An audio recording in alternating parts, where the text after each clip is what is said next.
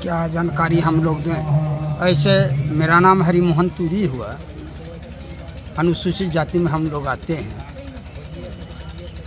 जो सरकार अभी फ़िलहाल है, इस सरकार से हम लोग पूरा क्षुब्ध हो गए हैं। मतलब हम लोगों का जितना भी आरक्षण था, रोजगार था, सभी को समाप्त कर दिया। सब लोग ये बीजेपी सरकार से क्षुब्ध हो गए हैं। हम लोग उनसे संतुष्ट नहीं हैं, बदलाव चाहते हैं। अब बदलाव होगा। एक तरफ इंडिया है, एक तरफ एनडीए है, किसको चुनते हैं आप लोग? हम लोग इस बात से हम क्या बता सकते हैं सर। इंडिया हमको समझ में नहीं आता है कि क्या किया जाए इसके लिए। इंडिया को चुनना होगा। हमारा संविधान बचे। इन्होंने तो संविधान को ख़त्म, जब संविधान ख़त्म हो जाएगा तो इंडिया ख़त्म है। ये हिंदू राष्ट्र को बनाना चाहता है, इंडिया को ख़त्म करके। हम लोग तो इससे बहुत, भारत के जितने नागरिक लोग, जनता है, इससे क्षुब्ध है। तो आप क्या चाहते हैं कि हिंदू राष्ट्र ना बने? ना, हिंदू हम लोग है ही नहीं, क्योंकि हिंदू तो एक अरबी भाषा है जिसको का गाली है। हम हिंदू है ही नहीं। ये तो थोपा जा रहा है। हिंदू हिंदू शब्द गाली है। जी, कैसे गाली है? गाली है इसलिए गाली है कि अगर सिंधु घाटी की सभ्यता को देखा जाए, हिंदू का अर्थ होता है अरबी भाषा में चोर चुहार चंडाल। तो हम लोग वो चोर चुहार चंडाल नहीं हो, वो आर्य लोग थे जिन्होंने इंडोनेशिया से सिंधु घाटी की सभ्यता की ओर से यानी जो हिंदुस्तान में आया, वो लोग हिंदू है, जिसका मतलब होता है चोर चुहार चंडाल। हम लोग नहीं हैं, हम लोग हिंदू नहीं हैं। अगर हैं तो हम लोग बौद्धिस्ट हैं, बौद्ध को मानते हैं। हम लोग बाबा साहेब को मानते हैं। जो बाबा साहेब इतने विद्वान थे, दुनिया के छठा विद्वान और भारत के पहला विद्वान। उनका कहना है कि हिंदू कोई धर्म नहीं है। अगर धर्म है तो बहुत बदलाव की लहर तो है, लेकिन यहाँ जो चुनाव हो रहा है ये जनता और नेता में नहीं हो रहा है, ईवीएम से हो रहा है। ईवीएम को सपोर्ट कर वही जीतेगा। दूसरी बात है 400 पार का जो नारा है ये बहुत खतरनाक है। 400 पार का मतलब 4 चीज़ खत्म कर देगा: राष्ट्रगान, तिरंगा, संविधान और चुनाव आयोग, ये रद्द करेगा। ये 400 पार का मतलब है। बहुत बड़ा साजिश है जो देश को जो है फिर गुलामी की कगार पर ला के छोड़ दिया है। ऐसे में क्या संदेश देना चाहते हैं आप तारापुर की जनता या जमुई लोकसभा की जनता को? संदेश ये है कि जो है योग्य उम्मीदवार को चुने। जाति पाति धर्म को, जो धर्म को भावनाओं से खेला जा रहा है, उसको दरकिनार कर दे और चुने जो योग्य व्यक्ति हैं। डॉक्टर जगदीश प्रसाद जी जो है सबसे योग्य व्यक्ति हैं लोकसभा में। इससे बड़ा कोई नेता ही नहीं है। बिल्कुल सामाजिक नेता हैं, जुड़े हुए हैं और दर्द को समझते हैं। यही जो है इससे लोकसभा को भला कर सकता है। डॉक्टर जितने हैं लोग, ऐसे में गांव में हूँ। पेशे से मैं केंद्रीय विद्यालय से मैं रिटायर्ड पोस्ट ग्रेजुएट टीचर हूँ। केंद्रीय विद्यालय दानापुर कैंट से मैं पोस्ट ग्रेजुएट टीचर हूँ। क्या लगता है इस बार बदलाव होगा क्या? निश्चित रूप से बदलाव होगा। न केवल तारापुर में बल्कि पूरे देश में और बिहार में हवा चल रही है कि वर्तमान सरकार जो है पूरे देश में संविधान को ख़त्म करने पर तुली हुई है, शिक्षा को बर्बाद करने पर तुली है, रोजगार को बर्बाद करने पर तुली है।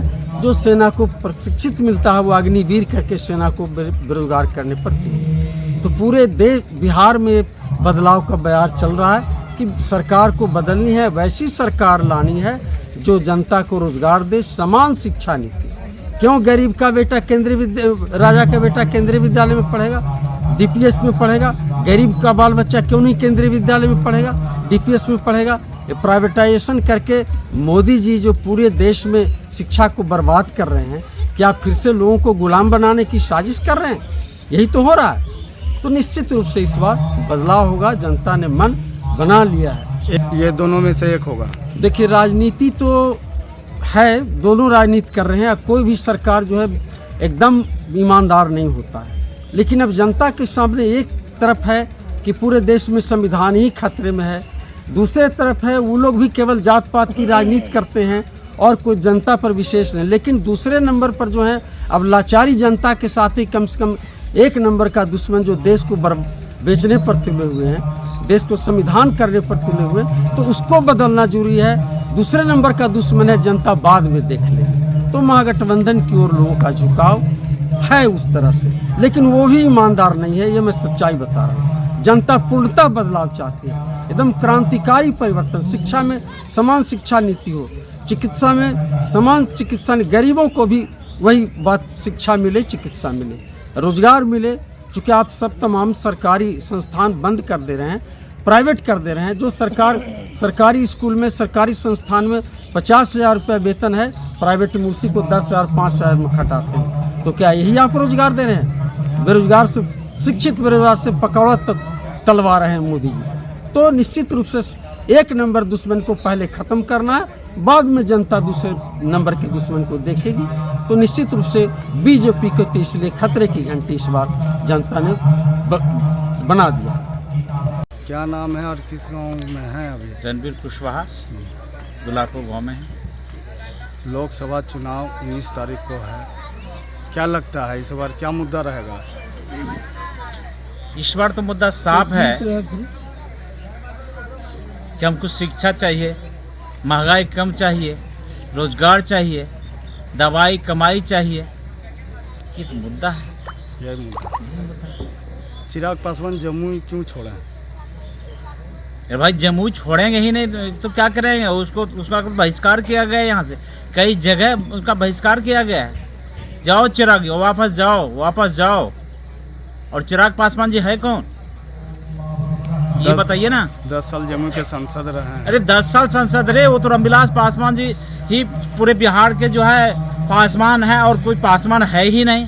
झंडा ढोए कौन? दुसाद पासवान। और टिकट किसको दे? बनोई को दे, जमाई को दे, व्यवसाय को दे, कमाई को दे। यही तो है, पूरे बिहार में है ही नहीं। जब कोई गार्जियन नहीं था, कहते थे अरुण बाबू आगे, हमारे गार्जियन आ गए, रेणु कुशवाहा की हमारे बहना आ गई। कहाँ चले गए अरुण बाबू? कहाँ चले गए? टिकट क्या कर दिया उसका? रेणु कुशवाहा क्या कर दिया खगड़िया से? क्या लगता है आप जनता का इस बार क्या मूड है? इस बार साफ तौर से है, यहाँ शिक्षित उम्मीदवार चाहिए, और शिक्षित में हमारे पद्मश्री डॉक्टर जगदीश प्रसाद जी हैं। काफ़ी रिकॉर्ड वोट से हम लोग चाहते हैं कि उसको विजय करें, ताकि यहाँ शिक्षा नीति एक हो। क्षेत्र है ये तारापुर विधानसभा के अंदर खड़गपुर प्रखंड के अंतर्गत जो भी गांव हैं, क्या लगता है इस बार क्या मुद्दा रहेगा आप लोग का? मुद्दा तो बहुत अच्छा रहेगा।